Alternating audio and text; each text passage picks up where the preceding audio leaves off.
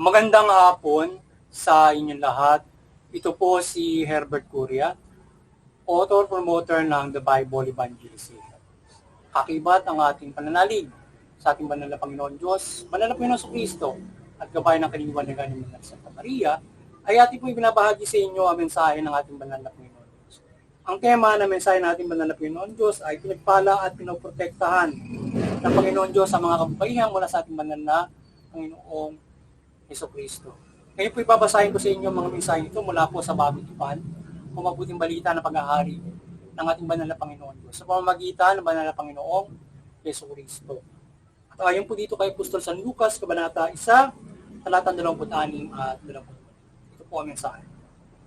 Nang ika-6 na buwan na ng pagdadalang tao ni Elizabeth, ang Anghel Gabriel ay isinugo ng Diyos sa Nazareth, Galilea, sa isang dalaga na nagngangalang Maria. Siya'y nakatakdang ikasal kay Jose, isang lalaking buhat sa lipi ni Haring David. Paglapit ng anghel sa kinaroroonan ng dalaga, kanyang binati, "Matuwa ka, ikaw ay kalugod-lugod sa Diyos." Wika niya, "Sumasa iyo ang Panginoon." Pagpatuloy po natin kay Apostol San Lucas, Kabanata 1, talatang 46 hanggang 48. Ito po ang mensahe. At sinabi niya kay Maria, "Ang puso ko'y nagpupuri sa Panginoon at nagagalak ang aking espiritu dahil sa Diyos na aking tagapagligtas, sapagkat nilikap niya ang kanyang abang alipin at mula ngayon ako'y tatawagin mapalad sa lahat ng saling lahi." Ipapatuloy po natin sa mga taga-Efeso, Kabanata 5, talatang 20. Ito po ang mensahe. Dapat mali ng mga lalaki ang kanilang asawa tulad ng sarili nitong katawan. Ang lalaki nagmamahal sa kanyang asawa ay nagmamahal sa kanyang sarili. Pagpatuloy po natin sa taga-Kolosas, Kabanata 3. Ito po ang mensahe. Mga lalaki, ibigin ninyo ang inyong mga asawa at huwag silang pagmalupitan. Pagpatuloy po natin sa 1 Timoteo, Kabanata 5, talatang 2 hanggang talatang 3. Ito po ang mensahe. "Ituring mong ina ang matatandang babae at pakikitunguhan mo ng buong kalinisan ang mga kabataang mga babae na parang kapatid mo rin. Igalang mo at tulungan ang mga babaeng balo na walang ibang inaasahan sa buhay." Pagpatuloy po natin sa 1 Pedro, Kabanata 1, talatang 17. Ito po ang mensahe. "Walang itinatangi ang Diyos. Pinahalagan niya ang bawat isa ayon sa mga ginawa nito. At yamang tinatawag ninyo siyang Ama, igalang ninyo siya habang kayo'y nabubuhay." Ito po ang mensahe at salita ng ating banal na Panginoon Diyos. Mula dito sa ating pagbabahagi ng mabuting balita dito sa The Bible Evangelism. Ating po pasalamatan ng ating banal na Panginoon Diyos, banal na Panginoon Kristo, banal na Espiritu Santo, gayon din ng ating banal na Santa Maria. Maraming salamat po, banal na Panginoon Diyos, banal na Panginoon Kristo, banal na Espiritu Santo, at banal na Santa Maria. Ngayon naman ay ipaliliwanag ko sa inyo ang mga mensaheng ito mula sa tema na pinagpala at pinoprotektahan ng Diyos ang kababaihan. Nais pong ipabatid sa atin ng ating banal na Panginoon Diyos ang kanyang pagmamahal sa mga kababaihan. Nais ipabatid ng Panginoon Diyos sa lahat, lalong lalo na sa mga kababaihan, yung kanyang pagmamahal at patas na pagtingin para sa mga kababaihan. So nais niyang sa pamamagitan ng banal na Panginoon Kristo mula dito sa kanyang mula dito sa mabuting balita. So nais ng banal na Panginoon Diyos na ganito niya tinatrato ang mga kababaihan. Mula sa banal na Santa Maria, pinakita niya kung gaano niya kinalulugdan ng mga kababaihan, ang kagaya ng banal na Santa Maria, gaano siya nalugod, at kung gaano niya ito minahal at pinagpala para maging kaisa sa pagtubos ng sangkatauhan, kung saan ay yung mga kababaihan, in spite of those na naging pagkakamali nung simula ng Eva, natukso siya ng demonyo, ay hindi nagbago pa rin ng kanyang pagmamahal sa kababaihan. At kagaya nga ng kay Banal na Santa Maria, pinakita niya na sila ay hindi lamang hindi sila mahina sa tukso ng demonyo, kundi sila na nagbubulit sa kapahamakan sa mga tao, kundi naging instrumento sila ng kaligtasan ang mga kababaihan. So ganoon niya pinahalaga ng kababaihan. Mula dyan sa Banal na Santa Maria, sa kanyang pagprotekta, pangangalaga, yan, at bilang pinili para nga dyan sa pagbibigay pagkakataon at pagpapatawad sa sangkatauhan. At pagbibigay buhay, kahit ariba siya, ang ating Santa Maria, sa pagbibigay buhay sa sangkatauhan, mula doon sa naging kakamali na naging sila nagamit ng demonyo para magkaroon ng kamatayan ang mga tao. Ngayon, ay ginabayan ng Panginoon Diyos ang lahat, mga kalalakihan, sa loob ng pagpapamilya, mamahalin ng mga lalaki yung mga babae. Huwag silang pagmamalupitan. Kaya yung mga kalalakihan sa pag-aasawa, kahit hindi mo pa asawa yan, huwag niyong pagmamalupitan ng mga babae yan at mahalin niyo sila kung sila inyong mga asawa. Even though, magkasintahan pa lang kayo. Ngayon, kung paano naman tayo makikitungo sa ibang tao, yung mga nanay hanggang sa kabataan, respeto natin sila. Pakitunguhan natin yung mga matatanda na parang nanay, yung mga kabataan ay pakitunguhan natin sila na parang mga kapatid. So, mula bata hanggang pinakamatanda, bibigyan natin sila ng respeto ng pakikitungo. Yan ang nais na banal na Panginoon Diyos mula dyan sa mabuting balita na partikular na pakikitungo natin sa mga kababaihan. But definitely, hindi lamang yan ang partikular. Sapagkat yung buong gawain ng mabuting balita ay gabay sa lahat yan, lalaki, babae, na mamumuhay tayo ayon sa mabuting balita. It is fair for all, aral sa lahat yan, hindi sa lalaki lang, hindi sa matalino lang, hindi sa lingkod lang, kundi kay aral sa lahat na kung paano mamumuhay ang sangkatauhan para ikaw ay magkaroon ng kaligtasang spiritual at mamuhay tayo ng banal, mabuti. Sa gayon, kung tayo mamumuhay ng buti o kung tayo sama-sama mamumuhay sa buting balita, pare-iso ang pamumuhay natin. Bagamat yung iba hindi naniniwala, mayroong masamang tao, at pinag-iiran nila yung kanilang malupitan, kasamaan. So, marami na api. Yan. Ngayon ay, kahit ganun sila, ay yung gabay ng banal na Panginoon Diyos ay patuloy na ginagabayan niya ng kaya ginagabayan niya ng mapayapa yung lahat para sila ay makapagbago. Mula nga sa banal na Panginoon Kristo ay pinatawad yung una. At nung una mayroong ibang panuntunan ng ating banal na Panginoon Diyos.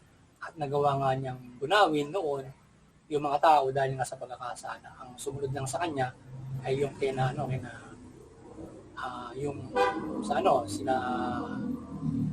yung sa barko, yun, sa pagbaha. So yun ang nakasunod na pamilya sa kanila, mula tayo ng muli. But tayo ay binigyan ng pagkakataon naman ng Panginoon Diyos mula kay Panginoong Jesucristo na tayo ay magpatawad sa iniligtas niya tayo sa kampo ng mga demonyo at yung sa kamatayan na idinudulot ng panuloko sa atin ng demonyo. Ngayon, ay ganyan na isang banal na Panginoon Diyos na mamahalin natin yung mga kababayan sapagkat mahal ng Diyos yung mga kababayan. Pero siya, walang tinatangi ang banal na Panginoon Diyos. Pero siya doon sa mga babae at lalaki. Yan, sa kanilang mga gawa. Yan. At ganyan yung dapat ng lipunan na o mga kalalakihan na kung paano tayo re-respeto at pakikitungo sa mga kababaihan. Ngayon yung mga kababaihan ay ganyan, maunawaan nyo kung gaano kayo fairly minamahal ng Panginoon Diyos at gaano kayo kahalaga kagaya ng banal na Santa Maria na binigyan niya ng napakalaking kahalagaan at parte sa mundo para mabigyan ng buhay at kaligtasan ang lahat. Kaya ganoon kayo kahalaga sa ating banal na Panginoon. At yung mga kapamalaan ay sa gabay ng banal na Panginoon Diyos mula dito at iba't ibang gabay sa mabuting balita, fairly ay bibigyan natin yung fair na dapat tamasahin ng mga kababayan. Gayon din para sa mga kalalakihan. At dapat yung ating mga kapamalaan, iba't ibang kapamalaan ay imulat, hindi lamang sa pagpapatupad ng ibang karapatan ng tao at batas para sa mga proteksyon ng kababaihan o dapat na ibigay sa mga kababaihan sa kanilang pamumuhay ay yung pamahalaan ay magpalaganap ng pagmumulat niya sa lahat para yung ma-realize yung fairness na nais ng banal na Panginoon sa kababaihan at karapatan ng mga kababaihan. Kasi mayroong ibang kapamalaan, mayroong ibang lahi, even in the family, iba yung trato sa babae. So ngayon ay siyempre bilang Kristiyano Katoliko, gabay sa mga kapamalaan. So ganon pagmamahal ng banal na Panginoon. Bagamat yung ibang mga reliyon ay hindi na niniwala doon sa ganong klase ng pamamalakad. So ngayon may pamalaan na dapat ay magabayan para yung karapatan ay kanilang kinunan. So yung bawat mga reliyon ay sa Interfaith Unity ay diyan natin pag-uusapan ang tungkol sa mga pagtrato sa mga kababaihan, lalo na tinitingnan din natin dapat yung kanilang mga karapatan. At yung mga kapamalan ay ganoon din sa pagkakaisa sa buong mundo, ang ibibigay dapat yung karapatan ng mga kababaihan. And through that ay nagagabayan siya. So kasi yung ibang pamalaan ay kagaya ng Pilipinas, so mas mayorya, kahit universal yung demokrasya natin, so mayorya mga naniniwalang Kristiyano Katoliko o Kristiyano yun nandoon sa pamalaan, napapatakbo niyan. But mayroong mga ibang mga pamalaan ay puro mga ibang reliyon ang papatakbo. So ngayon, for that majority na nagpapatakbo ng kanilang mga pamalaan, so iba yung pagtingin sa babae para may iba silang mga kultura or from the religion din na para ganun ang pagtrato. In other hand ay yung Interfaith Unity at yung bawat mga kapamalaan ay dapat ay to implement and yung Interfaith Unity makatulong para diyan sa pananaw na yan. At siyempre yung lahat ng mga kababaihan ay dapat ay patuloy na magkakaisa para ma-realize yung kanilang karaingan, karapatan na kanilang dapat na sa buhay at wala diyan sa gabay ng Panginoon Diyos ay ganon niya minamahal. At hindi lamang kababayan niya yung sa pangkalahatang aral ng mabuting balita, it should be fair for everybody else. Ngayon, at yung mga kababayan, sana kayo ay manampalataya ng lubos sa ating banal na Panginoon Diyos upang sa gayon ay kayo magkaroon ng malaking pag-asa sa inyong kaligtasan spiritual. Yan.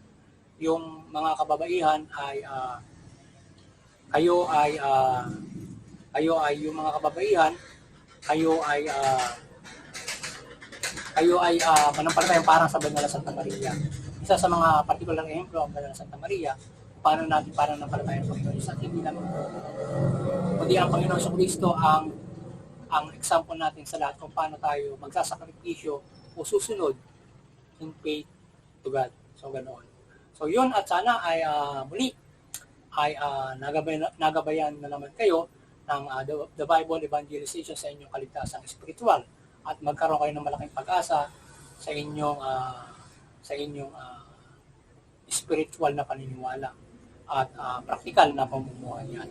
At particular sa mga kababaihan sa kayo ay naliwanagan kung gaano kayo kamahal ng Panginoon Diyos at kayo manampalataya ng lubos sa Kanya. At isa-practical nyo yung naisang banal na Panginoon Diyos. Ngayon ay doon sa muli ay maliwanag tayo ay patuloy na nanampalataya ng kaliwanagan ng Banal na Santa Maria na patuloy tayong samahan at gabayan ng kanyang kaliwanagan sa pagbabahagi ng mabuting balita. Yan. Hindi lamang sa araw na ito, kundi sa entire na ating pagbabahagi ito ay ang mundo mula sa bansang Pilipinas ay magabayan ni Banal na Santa Maria at maliwanagan sa pamumuhay. Not just today that Mother Mary will enlighten us in evangelizing or pag-ebanghelyo o pag-sasalita sa inyo, pag sa boses, pag-share ng mabuting balita. But in the interguidance of God and Mother Mary to all na kabayan tayo ng kanyang kaliwanagan in our life sa ating pagbabahagi.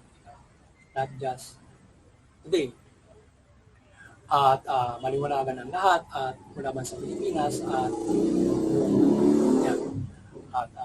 kayo ay may kaya at tanimayan na mabuting balita.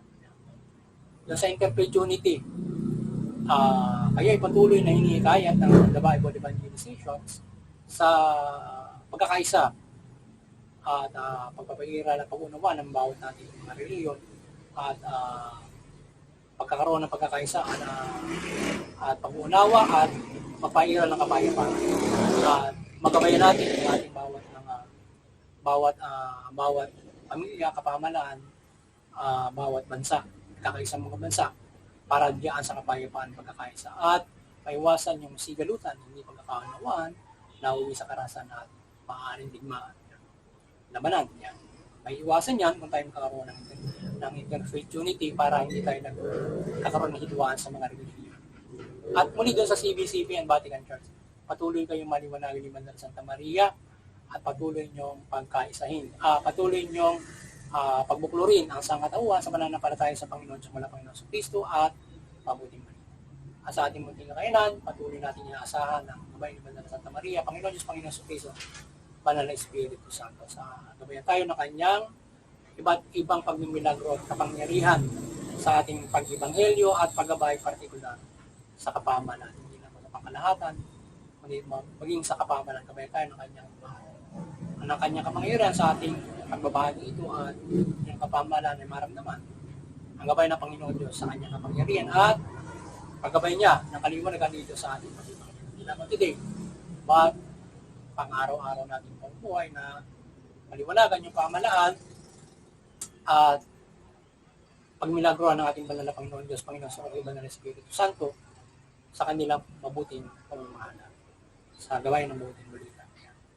At yung mga kapamalaan, yan, kayo ay maliwanagan ng banal na Panginoon, banal na Panginoon sa Kristo, Banal na Espiritu Santo, Banal na Santa Maria. Ang mabuting balita, tugunin nyo yung kayo ay mamahala ng mabuti, matuwid. Tugunin niyo yung karapatang patao at payaran ng patas ng justicia. Sa gayon, yung inyong mamamayan, makikinabang ng lubo sa inyong mabuting pamamahala sa gabay ng mabuting balita. Sila ay magkakaroon ng kapayapaan sa pamumuhay at kaunlaran. Patas ng justisya, hindi sila maagrabyado, ligtas sa inyong pagprotekta. At lalong-lalo na sa pananampalataya sa Panginoon Diyos, ang mga tao ay mapoprotektahan sa kanilang ginagawa pananampalataya from your authority na ibinigay. At kapangyarihan na ibinigay sa inyong banal. Sa lahat, syempre yung pananampalataya sa Panginoon Diyos, sa kanyang kapangyarihan gabay na ligtas lagi tayo lahat sa pananampalataya. Magandang hapon sa inyo lahat at God bless you. Muli, sana ay patnubayan kayo, pagpalain at protektahan ng Panginoon Diyos ang lahat.